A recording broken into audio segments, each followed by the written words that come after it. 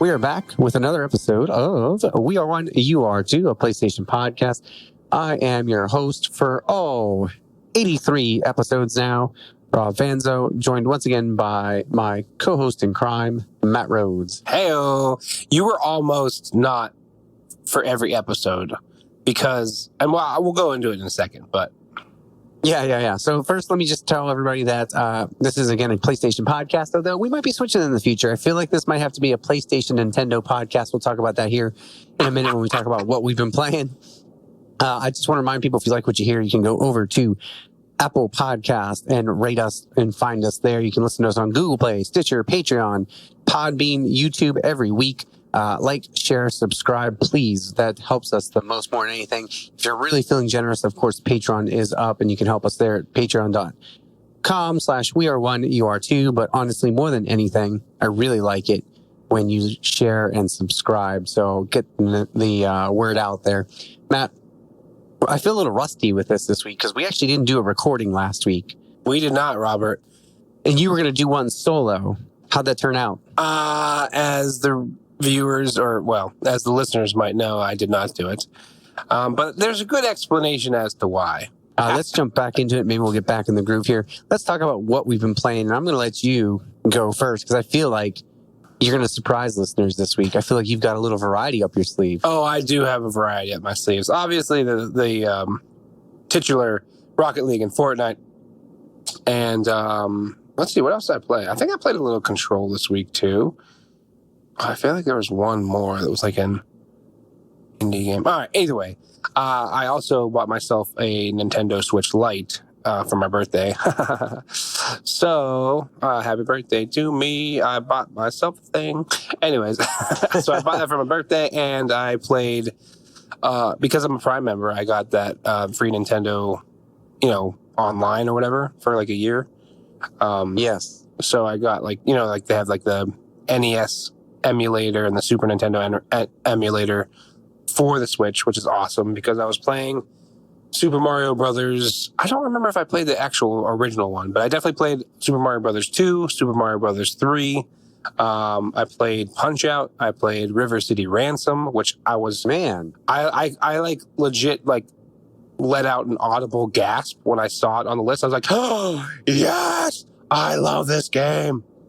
There was one more that I really loved, but was not on the list. So I'm a little peeved about that, but that's okay. It was a smaller game.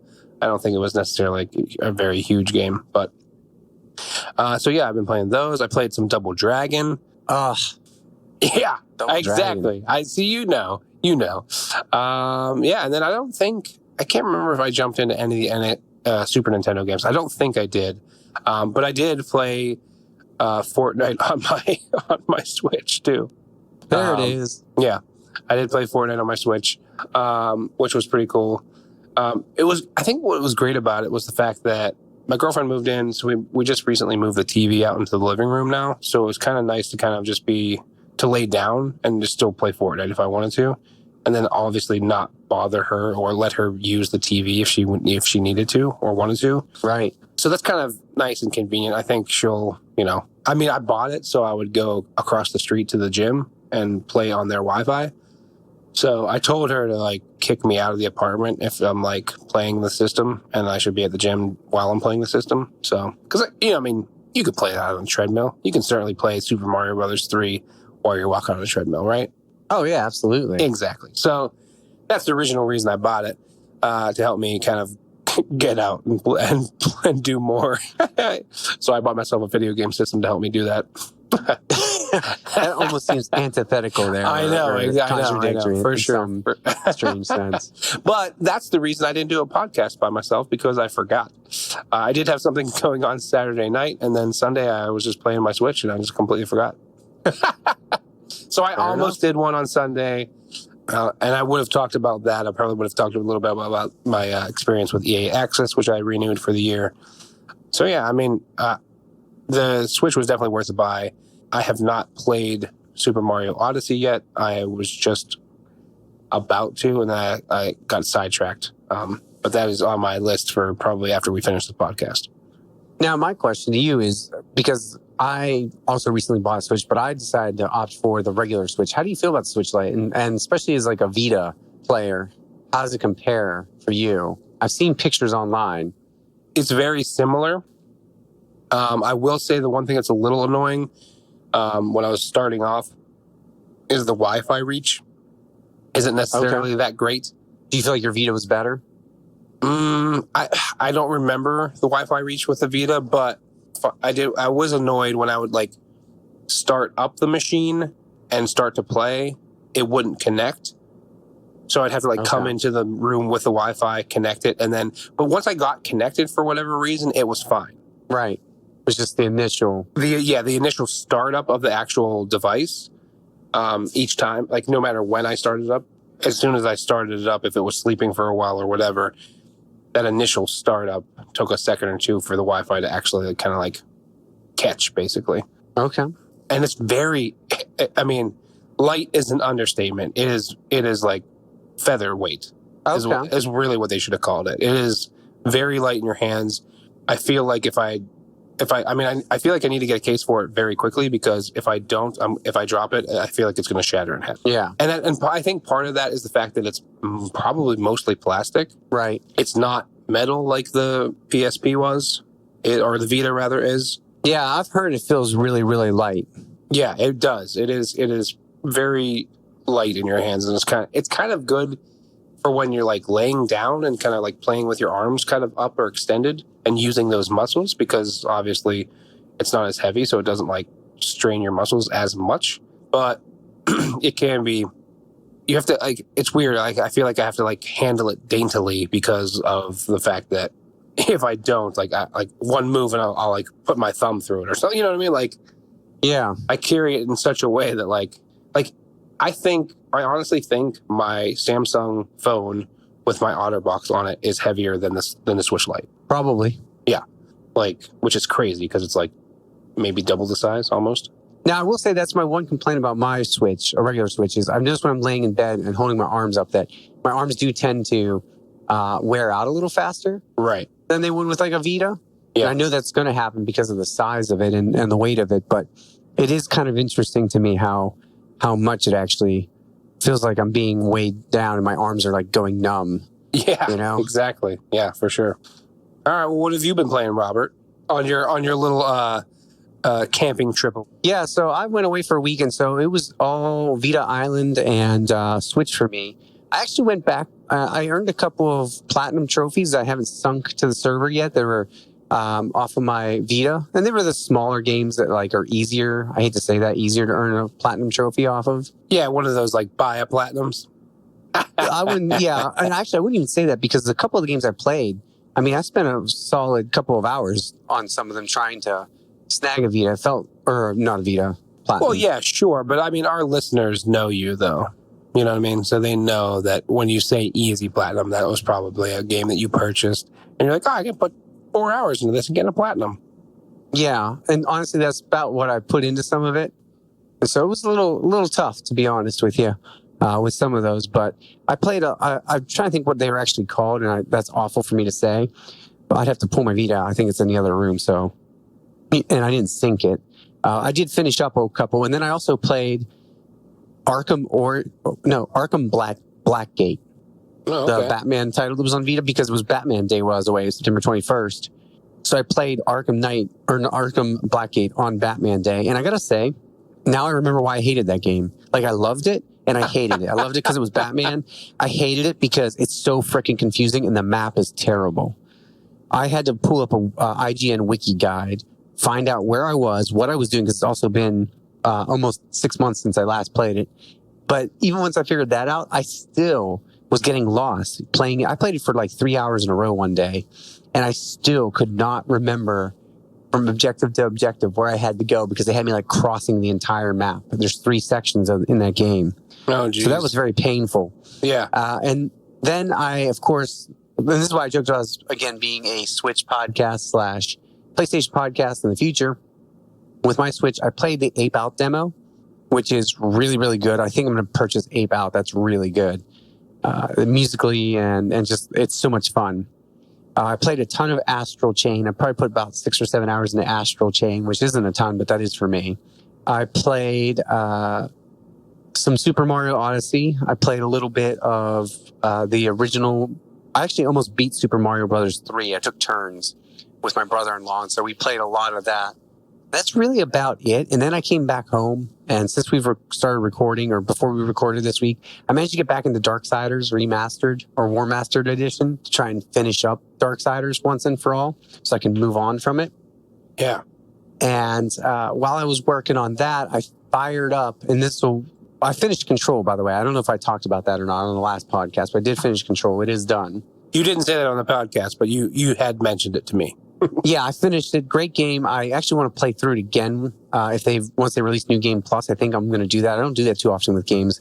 I can't wait for the DLC expansion packs as well. And I have a whole other issue with some of that stuff, but we'll talk about that later. And then I also, and this will be talking about with our state of play, I fired up the Medieval demo this morning. Oh, I forgot to download that. And so I went through that this morning, and I've got a few thoughts on that I will gladly share at some point during this podcast. So we'll talk about that when time comes. But needless to say, we'll just talk about it. I'll save it. I don't want to go too far into it now. Yeah, of course, of course. Matt, we're running a little long already. Let's go ahead and jump into, in case you missed it, our PS news, basically. We'll jump into that and take care of and talk about a little bit about that before we move into the big news we're going to talk about today, which is state of play. Sure.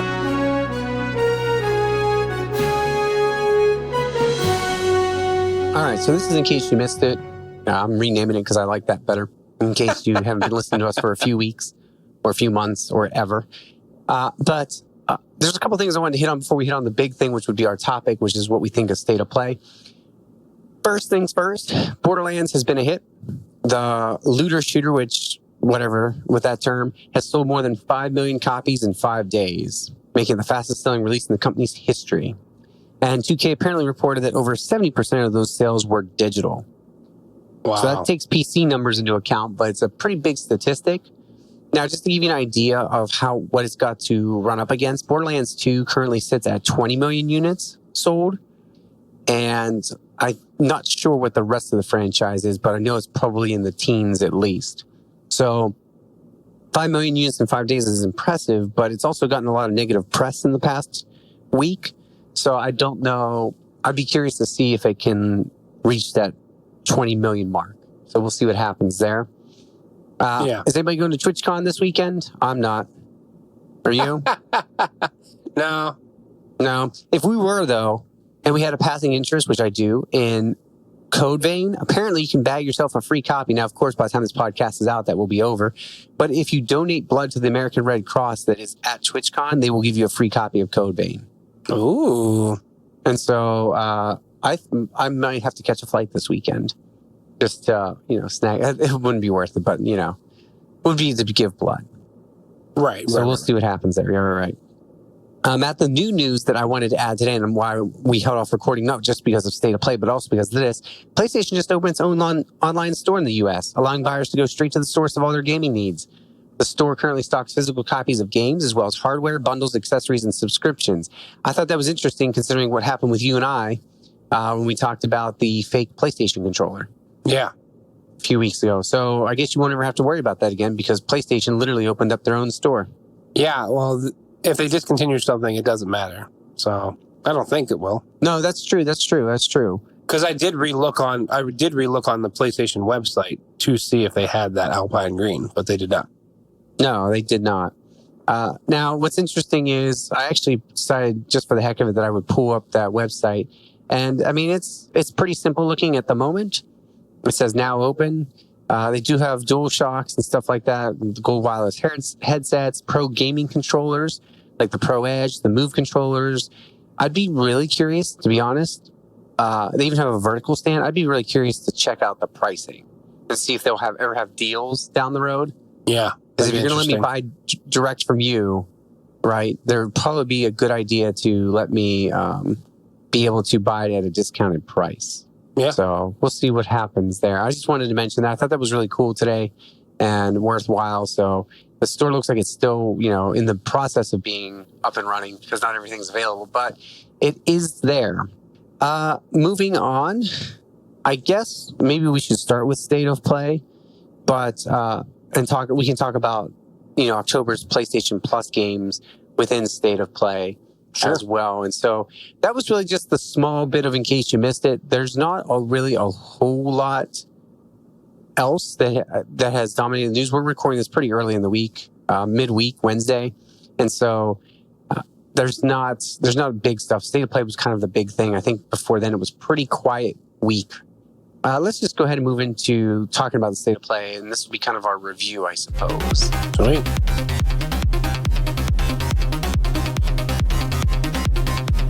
All right, so this is, for all intents and purposes, our talk. Matt, State of Play was yesterday. We're recording this the day after. I've had 24 hours to soak it in and think about it and drool over it. And so I would love to hear your thoughts on the State of Play. I'm sure they've trimmed it down by now, but I love how, the day of, if you watch it the day of, but not during the live stream, the video is always like a half hour long, but it's actually only maybe 20 minutes. Yeah. Because the first 10 minutes or 8 minutes is a countdown, which is weird to me. But I'm sure if you go to YouTube right now, I'm sure they've trimmed it down properly, but I'm sure they have too. Yeah. But overall, I thought it was pretty great. There's some pretty titles that are pretty good titles that I was interested in seeing, and kind of couple of things that caught me by surprise. I'm like, all right, well, this sounds pretty cool. Yeah. So, but what was your overall reaction to it, Rob?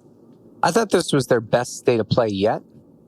I also think that they had dangerous territory here because they knew that people were expecting something pretty big with this. Yeah, absolutely. And so it's kind of tough when you've got that to go, okay, how can we really make this worthwhile and not disappoint anybody? Yeah, exactly. And so I feel like that was part of the hardest part of this whole thing was they were going to disappoint somebody because ever since they announced the whole, Last of Us 2 would basically be there, you kind of wind up with this thing where it's like, well, if the Last of Us 2 is going to be there, what else can we really do to wow people? Because now they're expecting something huge. Yeah, absolutely. Besides that, or at least they're expecting that much and something mind blowing. And so I felt like this was going to be a tough one for them to live up to. Now, on the other hand, I feel like they did an excellent job. I personally loved it. I actually thought about going back today and watching it a second time just because I wanted to really absorb some of it. The first time I was a little distracted. I had some stuff. I was trying to multitask. But I really thought it was an excellent overall presentation. Yeah, I really think they did great with it. So why don't we talk about, and we can kind of run through some of it, talk about what was announced. Let me just rattle this off, and then we can kind of talk about some of it. So one of the big things that I was excited about, and we can talk about this, like I said, in detail, Humanity was announced as a new PS4 title from the Tetris Effect Dev Enhanced Games. Wadham finally tipped its hat on PS4 this December. After Party was announced in a brand new PS4 launch trailer. There was a PSVR montage, showed a bunch of games. LA Noire VR case files is out right now. Civilization 6 finally came to PS4 in November. I should say. Catch feels with Arise. So Arise popped up, right? You can that was a kind of an emotional type trailer. Medieval PS4 demo was announced. PS Plus October games were announced. We can talk about what those were. Call of Duty Modern Warfare's campaign trailer showed up. There was limited edition Death Stranding PS4 bundle announced. The Last of Us 2 has multiple special editions, and we can talk about those. It was announced this 21st of February. And also, I don't know if I saw this on Twitter, if it was actually announced, but it's going to ship on 2 PS4 discs. On 2 discs? Yeah, like Red Dead. Was that announced or did I see that somewhere else? Yikes. I do not remember that announcing that. Okay, I saw that on Twitter. Somebody eagle-eyed caught that it was That's two crazy. discs. Just looking at that list that I rattled off, what really stuck out to you? I mean, I'll start at the top. Humanity. I was like, what is this weird ass And game? they teased that in small videos, and I was like, I just thought it was like everybody rushing to see the state of play. I didn't realize it was an actual game. Yeah, honestly, yeah, I thought so as well. In the beginning, I was just like, okay, well, this is are they gonna like pan out, and there's gonna be some kind of like place where they're actually holding the state of play or something? But it was kind of interesting. I don't know. It seems like this weird kind of like, I don't know. It just seems like a weird game that I would love to play. It's like a weird, like puzzly kind of a thing. Yeah, it looked really good. I was really impressed by it and really excited for it. Now, I thought with that one personally, that to me almost looked like it could be and I mentioned this off air to you a minute ago. That one looked like to me like it could be easily a PS5 launch title. Yeah. And my reasoning behind that was they had a bunch of little indie games like Resogun and Contrast when they first brought out the PS4. And so I feel like it would make sense for them to do that again. Have like a bunch of smaller games like that appear on the PS4 or PS5, I'm sorry, right at launch. So I wondered if that was going to be part of that deal there. Yeah, I mean, that's a good thought, honestly. I mean, it wouldn't surprise me, that's for sure. Because they didn't give a date for that one, correct? Correct. I don't believe they did. I didn't think they did. I think if they did, it was like 2020. Yeah. Yeah, that's what they said. They said 2020. And so 2020, to me, why not just hold off for a few months and say, hey, you know what? This is, day one. You can play this on your PS5. Enjoy. Right. Just a thought. I don't know if that's going to pan out. No, like I mean, I think I like that theory. Yeah. Yeah, for sure. After that, I didn't write down the order per se. But after that, at one point they did show, do you remember what they showed next? I do not. I think it might have been Arise. Does that sound right? No, I think that was later. Oh, no. You know what? Was it that goofy Wadham game where you like have to rebuild the world? It was the one with the cubes. See, I should have written down the order. I just wrote down later what was my impressions. Well, anyway, we can talk about that one because that one caught my eye. It's it's an Annapurna Interactive title, and it's the same guys that made the Katamari games, I believe, if I remember correctly. Does that sound correct to you? Yeah. Or right to you? The trailer teased that you had to like rebuild the world, right? And reconnect people, I think was some of the language that was used. Reconnect people in the world, I believe it was the tagline. That sounds right. And so the whole time I'm watching that, I'm kind of chuckling to myself because I was like, this would be like if Death Stranding was made in like 2 months. Right? Because Kojima talks about reconnecting the world and reconnecting people and social circles. And so it said, rediscover the world, reconnect people, play solo or co-op, and a couple other things like that. And I was like, this is like if Kojima was on drugs. It was like, I got this idea. Right? I mean, it's very Japanese. Yeah. But that's what my impression of that was. My impression was that it looked like a goofy little game that you play with friends and maybe at parties and stuff like that and have a good laugh. Yeah, exactly. Yeah, it looked like a weird little thing, honestly. I mean, not in a bad way per se, but yeah, it was definitely like that kind of weird art style coming out in December 2019. So I feel like it's a good, like, family-friendly, kiddie kind of game that people will be into. The second thing I was just looking at, that was the third. So Wantum was close to being next, but the second thing was the Modern Warfare trailer.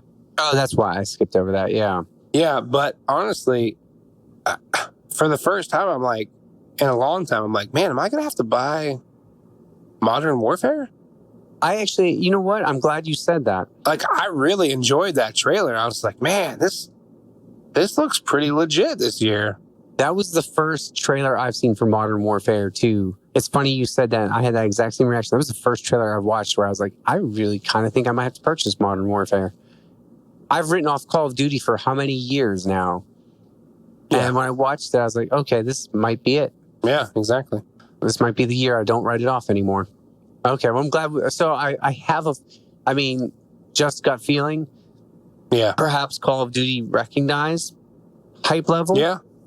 And felt the need to do that. But I wonder how many other people feel that way. I wonder how many other people went, okay, you've got my attention. Well, I think part of the fact is they also have like this exclusivity with PlayStation for a little bit, right? Like, I mean, the PS Plus users got to play the beta for longer. There's like, some kind of survivor mode that comes out on PlayStation 4 first. So it makes sense that they would kind of do that with the state of play. Yeah. But up next, honestly, is, other than maybe The Last of Us, this is probably my top pick, which is Arise. Yes. Okay. It looks so, like, the art style, it looks so beautiful. Like, it looks like it's going to be like that kind of like, oh gosh, I don't even remember the studio. Like the guys that did like, oh gosh, on PS3, like there was a one called Flower, I think. Oh yeah. Flower and Journey, is that what you're talking about? Journey, yeah. Flower and Journey. How did you forget the name of Journey? I was picturing it in my mind. I was picturing a little guy running around the desert, but I couldn't remember the name. But I don't actually think I ever played Journey, to be honest. I played Flower a lot. So Flower good. was amazing. But that's kind of what it reminds me of, that kind of like peaceful jaunt into this world and dealing with obviously some severe like thing. And I feel like that's going to be a game that I'm going to be like, oh gosh, it's so moving. You know what I mean?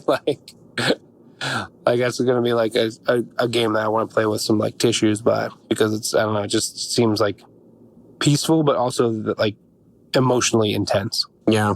Which I like. I mean, that's awesome. I think that might be a surprise indie game that really, really pulls people in. I personally didn't know how I felt about it. I didn't know if I was excited about that or not. I think that's one of those ones that if I watched the trailer a second time and really focused on it, maybe I'd probably, because I kind of wrote it off a little bit at first.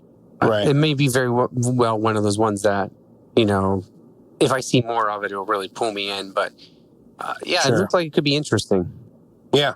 And then up next was the VR montage with the LA Noire, which I immediately thought of you, honestly. I was just like, this is going to be right up his alley.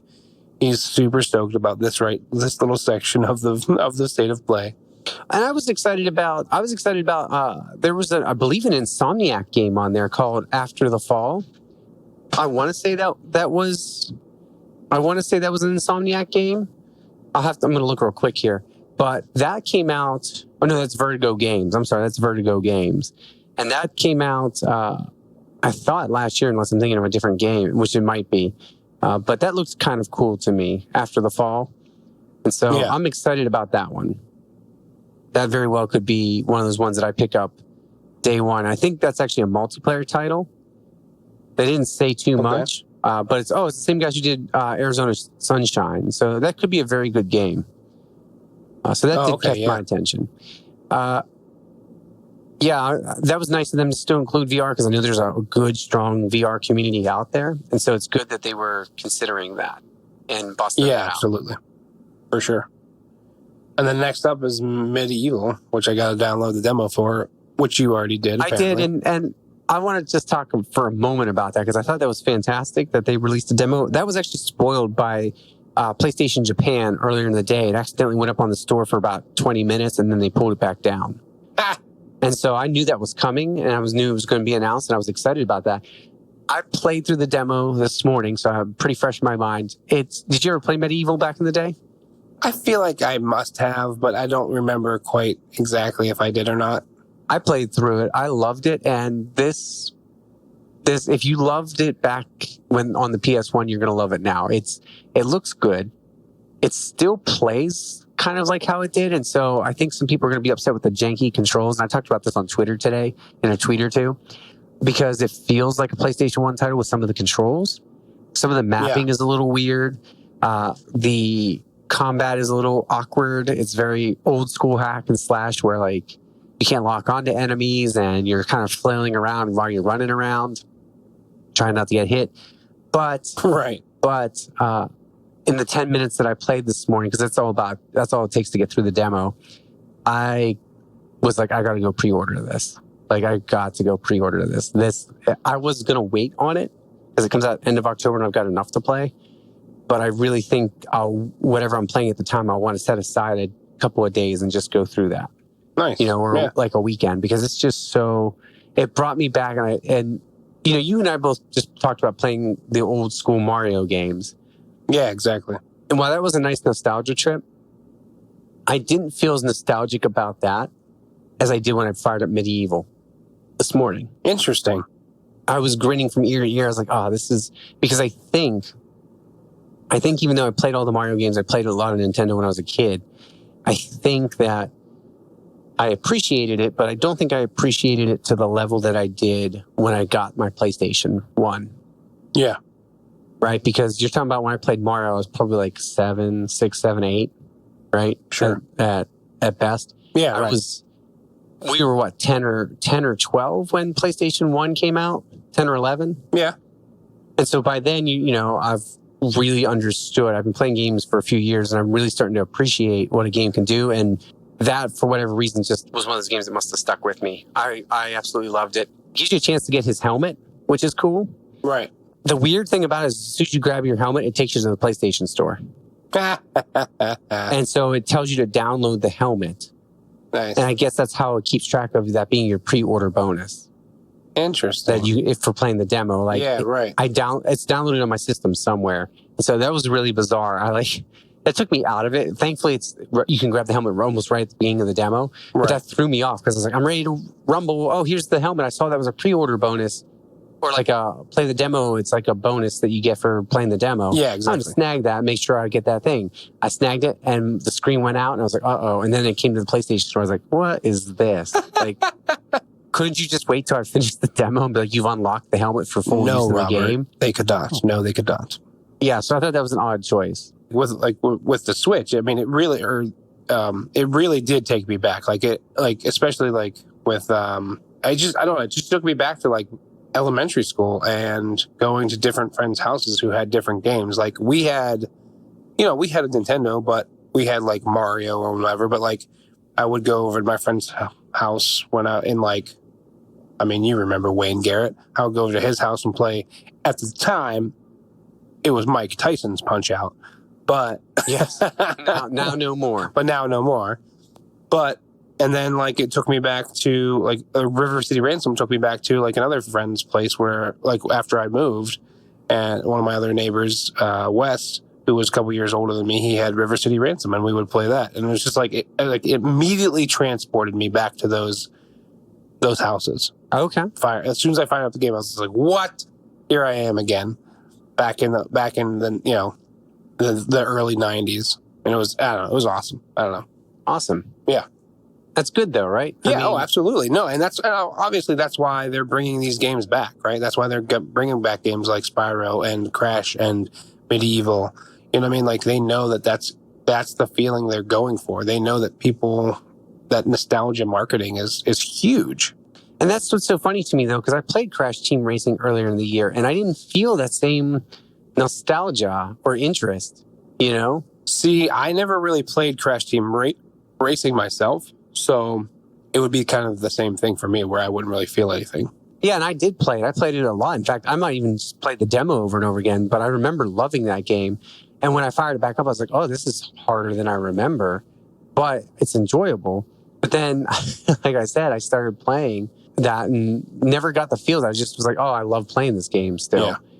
But when I fired up Medieval this morning, I was like, this is the game I've wanted for a long time, in like some odd way. Well, and see, that's the thing. It's different for everyone, right? And that's why that's why they keep bringing these games out. Yeah. All right. Well, up next was Civilization 6, which I never played.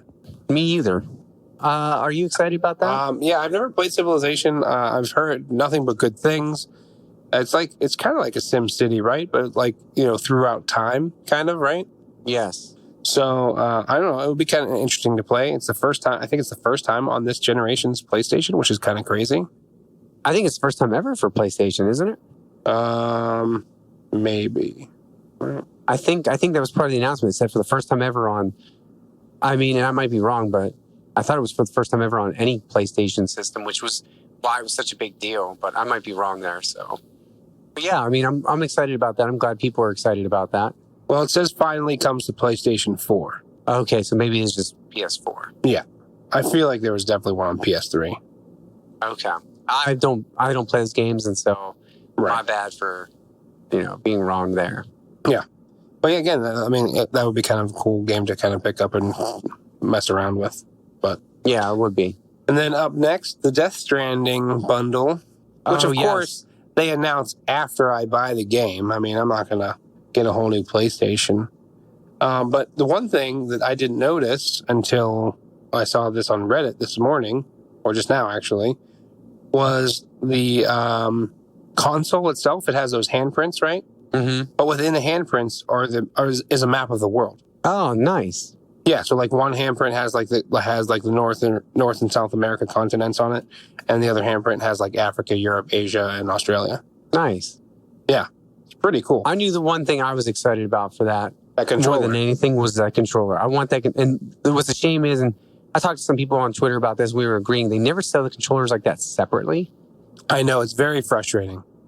It is very frustrating because Sony, I will buy 2 of those Death Stranding commercial controllers. Exactly. Like that's what I don't get. Like, why not sell? I mean, I guess the exclusivity of getting the console, sure, and I guess maybe the consoles wouldn't sell as well if they did just the thing. Because I mean, look at I have the Darth Vader Battlefront 1 edition PlayStation right now, and I got that because I really wanted the controller. I mean, obviously Darth Vader PlayStation 4 is awesome as well, but yeah, I really wanted that controller. So like, I guess it makes sense, because I traded in my PlayStation so I could, get that basically. Right. But for me now, I mean, this Death Stranding doesn't make sense. I mean, sure, it's an upgrade to go to the Pro, but I mean, there's another system coming out in a year. Why would I buy a brand new system? Yeah, that's the other thing I struggled with. And I, again, appreciate that if you're going to dive in for the first time, that this is an awesome one to have.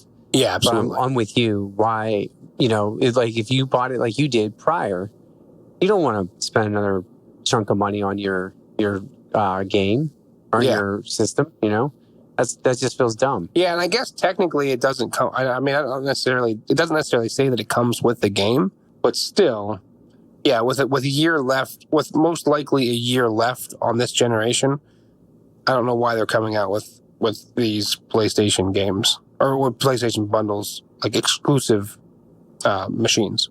Yeah, agreed. So I was a little disappointed to see that, but because I know, like we said, we know Sony's past with that stuff, and it doesn't bode well for us to be able to get a controller only type situation, which is a shame again because it looks amazing, and I would purchase it in a heartbeat. Oh, absolutely.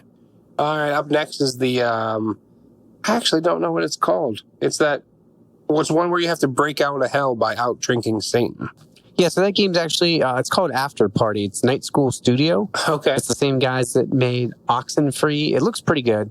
It's one of those things that, I could imagine that when it starts to come out or they want it to come out to release it, because they didn't give a release date from what I can recall, correct?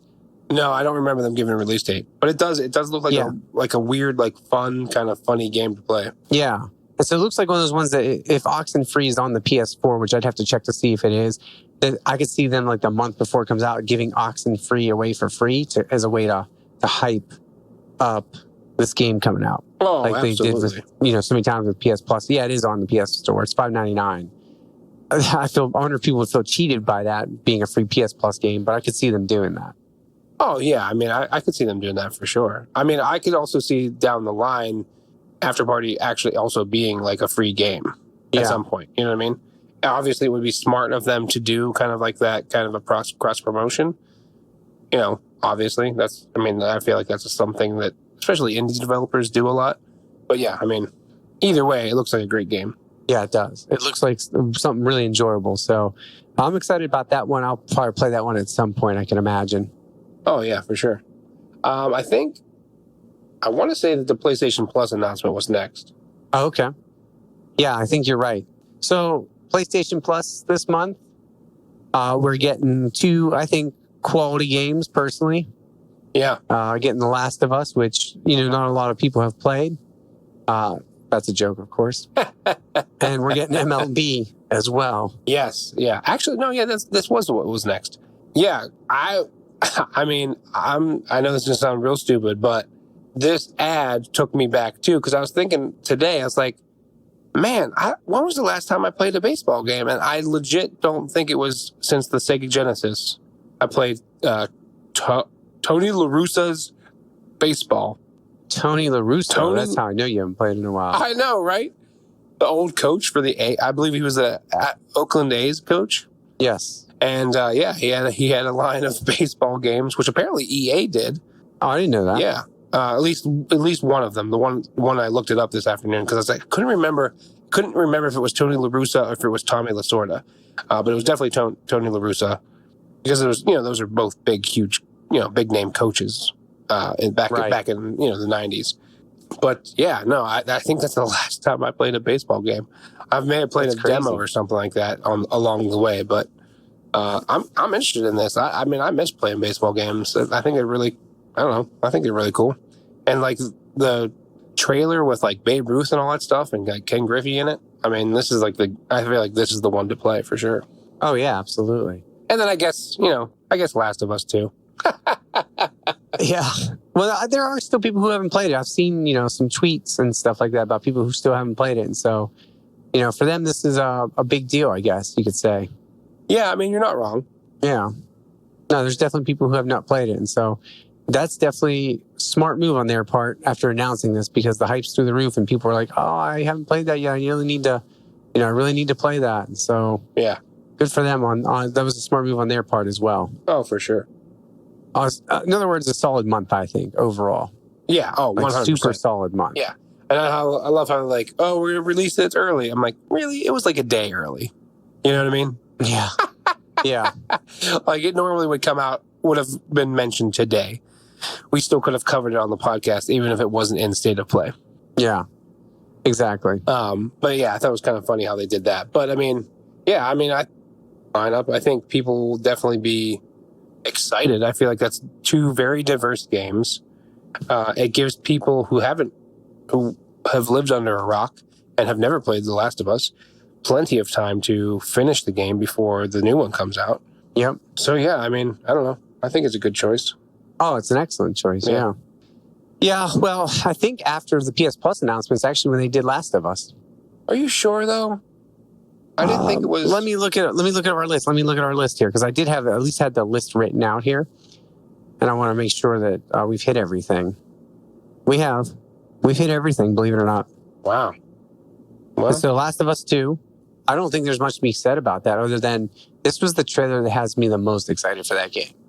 And we're going to talk about a little bit of spoilers here. So if you haven't go watch it, pause us, come back. It's 2 minutes long. That reveal at the end. Oh, 100%. That reveal at the end blew my mind. And we thought he might be in it as like an apparition or a ghost, that he'd be dead. Yeah. Right. But, saying what he said just gave me chills. Yeah, right. I mean, he could still be a villain, right? Yeah, he could be. I don't think he will be, but he could be. It could still turn bad, but I mean, definitely from that introduction, you're like, no, this is going to be like another. I mean, it's a sad trailer. I was peeved that's how it started. Yeah. I'm like, oh, great. Seriously? Like, this is how because that's probably going to be the start of the game, right? I mean. Yeah, and that annoyed me a little bit because I felt like that's kind of like if they showed you the beginning of the original Last of Us in the trailer, you would have been like, why are you showing me that? Right, exactly. I don't need to know that. I don't need to know that's what happens to her. And so I was a little miffed at that, I guess, for lack of a better word. Yeah, I mean, they're smart in the sense that I don't think that they would necessarily give something like that away, but it does seem like they have, right? Like, I mean, I'm sure when we go to play the game, we're like, okay, we were wrong. But it does have that air to it that you're like, this is definitely going to be how the game starts. Oh, yeah, absolutely. This is like the inciting incident. Or at least close to it because... Exactly. They do show some stuff in the beginning that's probably near the beginning with her and both of them hanging out. And so unless that's a memory, right?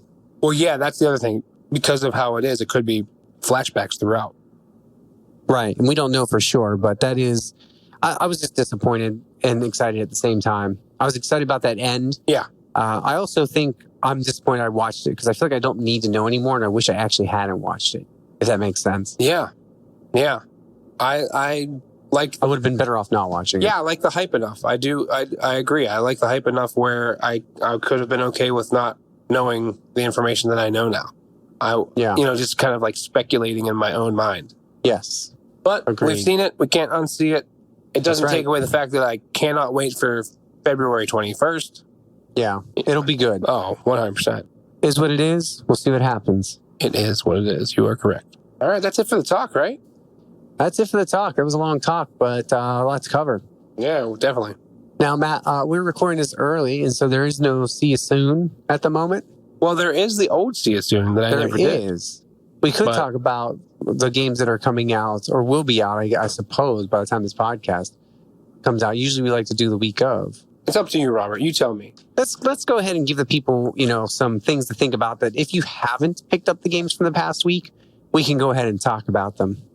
How's that sound? That sounds good to me. Let's go ahead and jump into See You Soon. See you soon.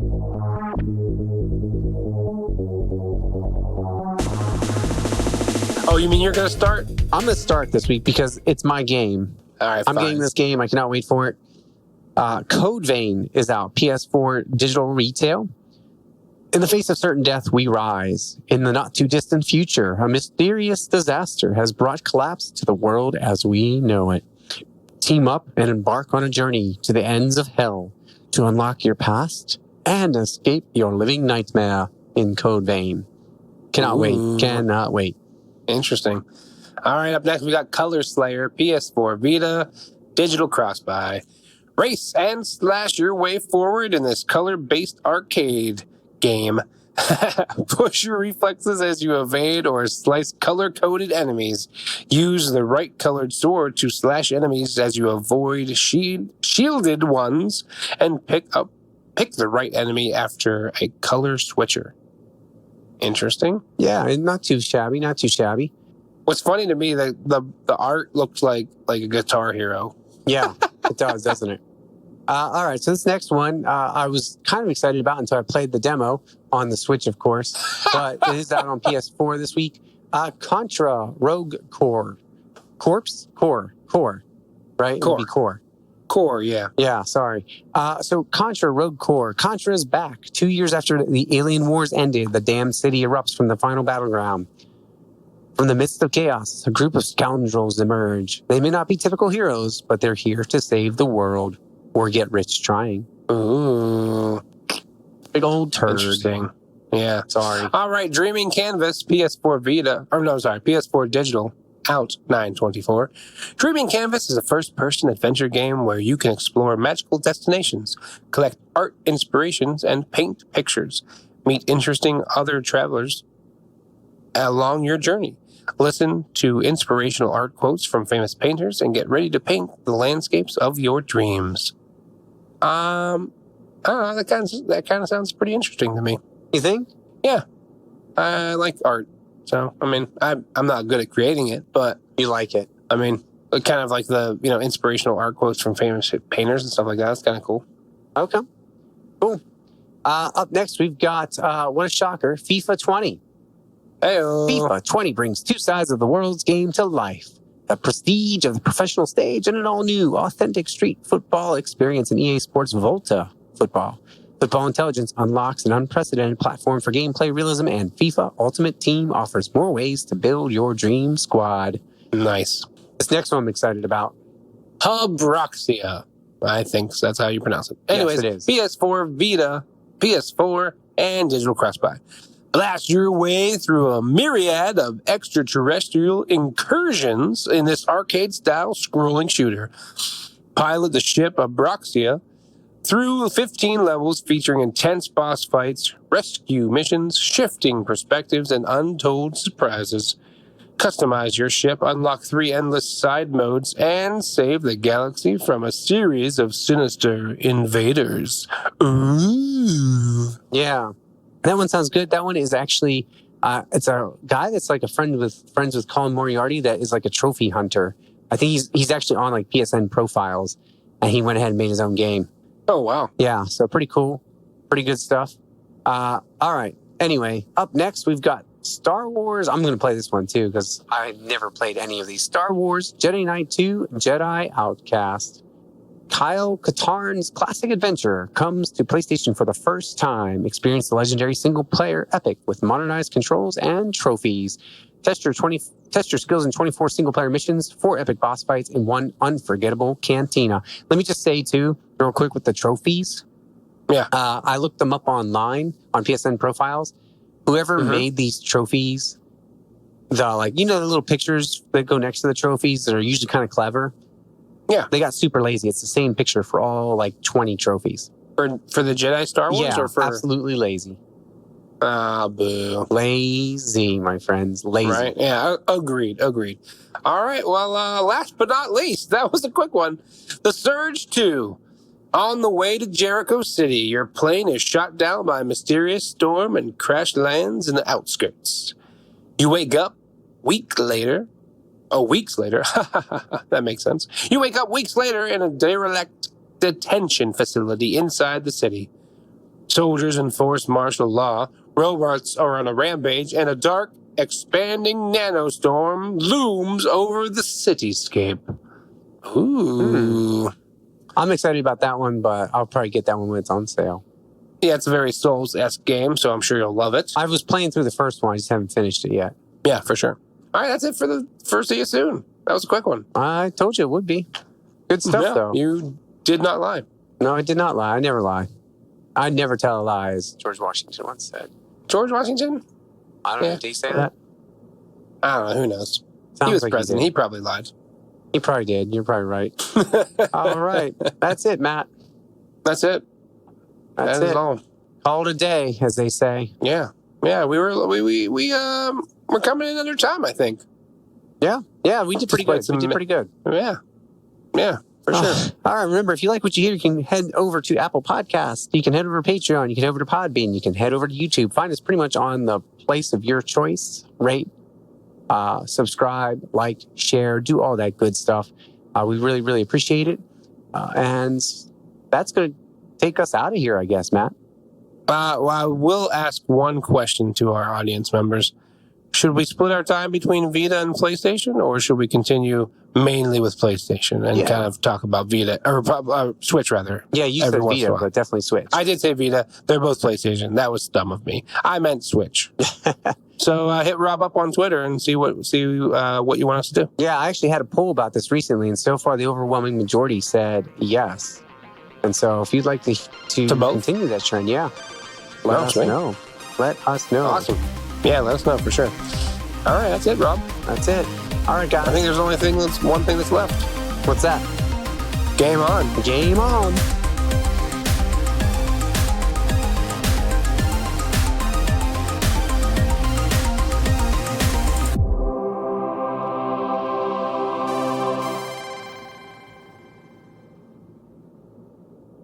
This is the outro music. It's hyped and it's exciting because Robin's back. Woo! Robert!